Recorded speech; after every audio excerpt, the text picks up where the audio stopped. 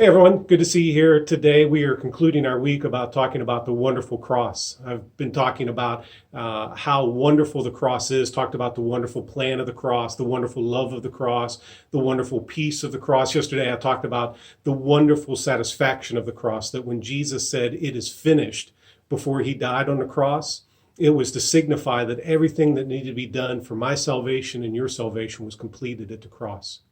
Today, I want to talk about the other side of that and the wonderful life of the cross. If you notice, I am teaching a CPR class here today for the American Red Cross. One of the things I tell the students in my class is that they can make a difference between life and death for someone.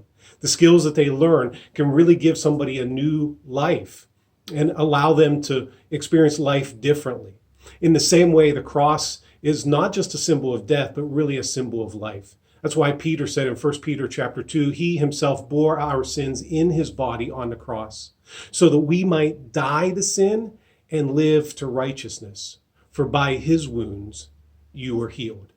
You see, Peter said all of our sins, all of our lying and disgust and cheating and stealing and all those things, he bore them in his body when he died on the cross, so that we might die to sin, so that sin will no longer have power over us, and now we can live in righteousness. That's why Jesus said in John chapter 10, verse 10, he said, this thief only comes to steal, kill, and destroy, but I have come that you may have life, not just have life, but have life in abundance. Because this life that's lived in the shadow of the cross is a life that's filled with joy and peace and comfort.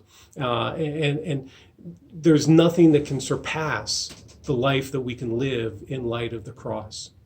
Now, we've been talking about the cross, but that's not the end of the story. Because here in just a couple days on Sunday, we're going to celebrate the resurrection. The resurrection really is cause for celebration, no matter what's happening in our world. And so even though he died on the cross, he rose again from the dead. And if he did not rise from the dead, Paul tells us in 1 Corinthians 15 that we are hopeless. We're still in our sins. And it's because of the cross that we have life and life in abundance. So I look forward to worshiping the resurrection, worshiping Jesus in light of his resurrection, his death on the cross. And I hope you too will experience new life through the resurrection.